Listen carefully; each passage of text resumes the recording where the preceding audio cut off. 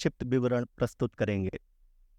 जी हाँ, इसरो का पहला मून मिशन चंद्रयान-1 अक्टूबर 2008 में पीएसएलवी रॉकेट के द्वारा सफलतापूर्वक प्रक्षेपित किया गया था। चंद्रयान-1 ने चंद्रमा के सतह पर पानी की खोज करके पहले ही इतिहास रच चुका है। यही कारण है कि आजकल विश्व के तमाम अंतरिक्ष वैज्ञानिक और स्पेस एजेंसियां चंद्रमा को और करीब से जानने के लिए उत्सुक दिख रही हैं। अगर हम बात करें चंद्रयान-2 की, जो इसरो का दूसरा मिशन है, जुलाई 2019 में इसरो के सबसे ताकतवर रॉकेट LVM-3 द्वारा सफलतापूर्वक प्रक्षेपित किया गया था और आज भी लगभग 4 साल बाद यह चंद्रमा के 100 किलोमीटर के सर्कुलर ऑर्बिट में घूमते हुए बहुत ही उत्तम क्वालिटी का डेटा प्रदान कर रहा है। मिशन के प्रारंभ में इसकी आयु 1 साल निर्धारित की गई थी, परंतु LVM-3 द्वारा बहुत ही सटीक इंजेक्शन और मिशन मैनेजमेंट की वजह से चंद्रयान-2 काफ़ी लंबे समय तक कार्यरत रहेगा। अब तक चंद्रयान-2 चंद्रमा के लगभग सभी भागों का चित्र ले चुका है। इसका एक बहुत ही महत्वपूर्ण पेलोड OHRC यानी कि ऑर्बिटर हाई रेजोल्यूशन कैमरा विश्व का सबसे बेहतरीन कैमरा है, जो कि चंद्रमा की सतह का लगातार पिक्चर भेज रहा है। अब मैं ROC जी से निवेदन करूंगा कि वो आप लोगों को इसरो के वर्तमान मिशन चंद्रयान-3 के बारे में बताएं।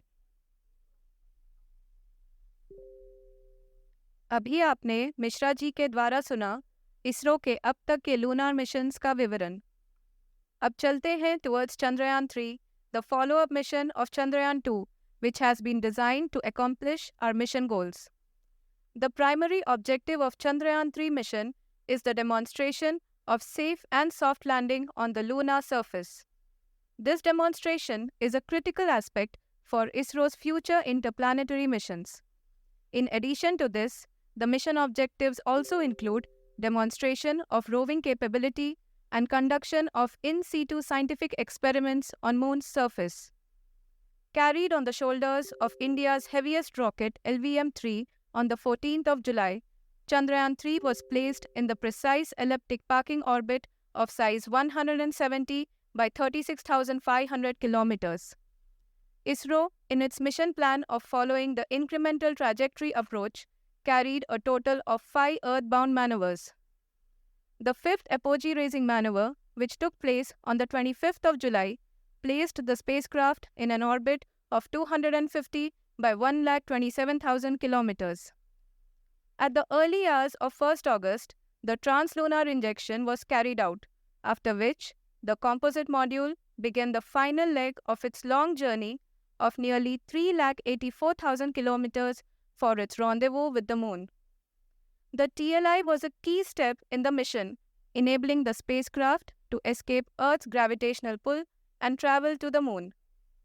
An orbit of 288 by 3,69,328 kilometers was achieved at the end of the translunar injection. जी हाँ, ट्रांसलूनर इंजेक्शन किसी भी इंटरप्लेनेटरी मिशन के लिए बहुत ही आवश्यक परंतु कठिन ऑपरेशन होता है। इस सफल मैन्यूवर के बाद चंद्रयान-3 पृथ्वी से दूर निकलकर चंद्रमा के प्रभाव क्षेत्र में एक हाइपरबोलिक ट्रेजेक्टरी के द्वारा पहुंचाया गया। पुनः 5 अगस्त 2023 को लूनर ऑर्बिट इंसर्शन के द्वारा चंद्रयान-3 को 160 किलोमीटर के पेरिलोन और 18,000 किलोमीटर के अपोलोन के साथ चंद्रमा के एलिप्टिकल ऑर्बिट में स्थापित कर दिया गया। TLI के तरह LOI भी एक बहुत जटिल ऑपरेशन होता है। इसमें हमें यह ध्यान देना आवश्यक होता है कि उपग्रह के वेगमान को एक निश्चित बिंदु से घटाया जा सके, अन्यथा उपग्रह चंद्रमा के प्रभाव क्षेत्र से बाहर निकल जाएगा।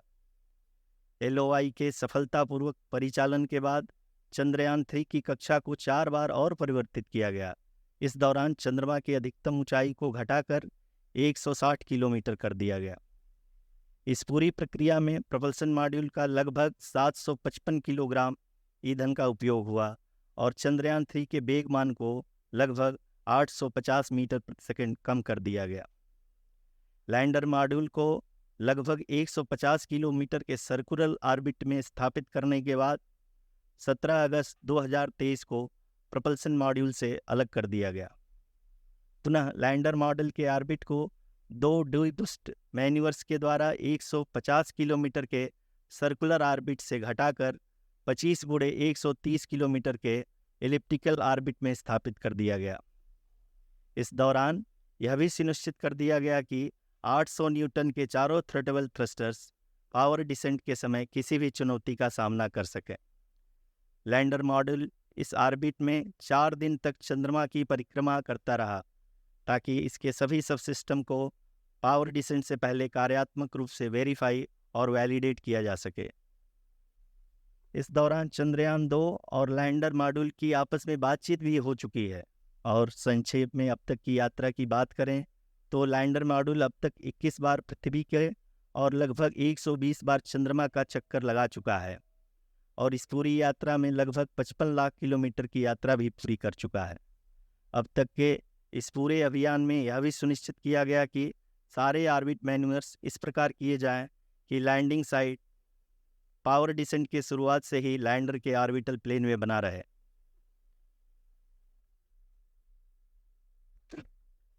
We could further conclude. We have arrived at the crucial juncture wherein the orbit plane contains the desired landing